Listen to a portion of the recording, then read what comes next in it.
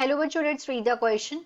Arrange the organisms shown below in the increasing order of their lifespans. बोला गया है कि हमें यहाँ पे अरेंज करने ऑर्गेनिज्म को उनकी इंक्रीजिंग ऑर्डर, उनकी लाइफ स्पैन की इंक्रीजिंग ऑर्डर से। तो यहाँ पे 3 ऑर्गेनिजम्स दे रखे हैं।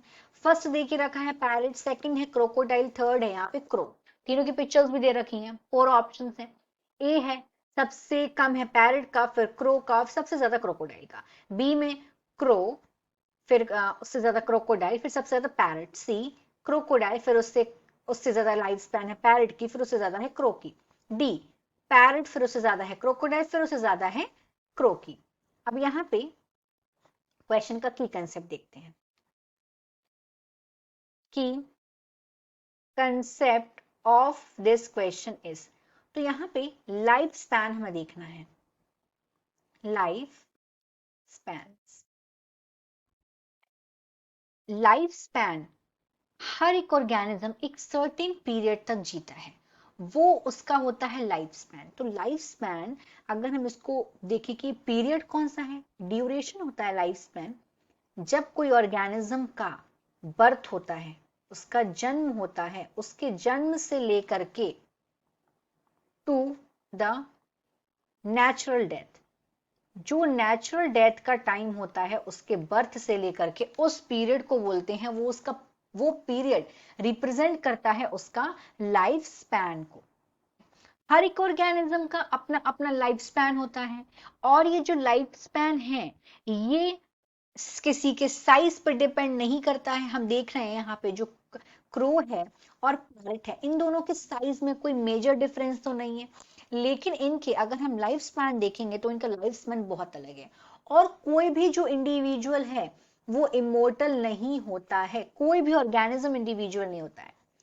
नो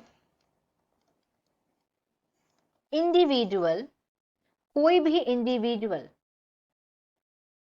इमोर्टल नहीं होता है, इज इमोर्टल। अकेले सिंगल सेल्ड ऑर्गेनिज्म को, अगर सिंगल सेल्ड ऑर्गेनिजम्स को छोड़ दिया जाए तो, क्योंकि वो लगातार डिवाइड करते रहते हैं, इसीलिए जो पेरेंट है वो डिवाइड होकर डॉटर में चले जाते हैं, तो इस तरीके से वो जिंदा रहते हैं।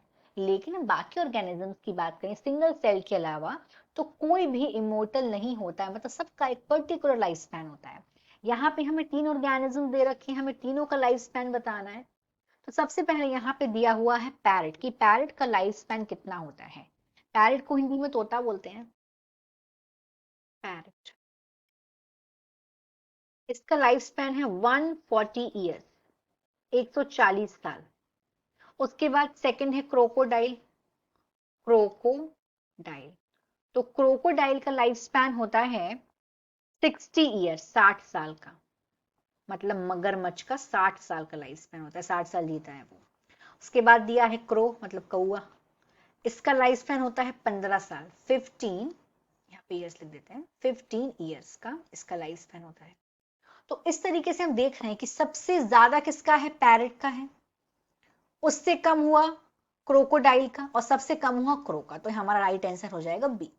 सो the final answer of this question is B, crow, फिर होगा क्रोकोडाइल और फिर होगा पैरट। सबसे ज्यादा यहाँ पैरट का है, फिर उससे कम क्रोकोडाइल का, सबसे कम है यहाँ पे क्रो का। Hope you understood it well. Best of luck.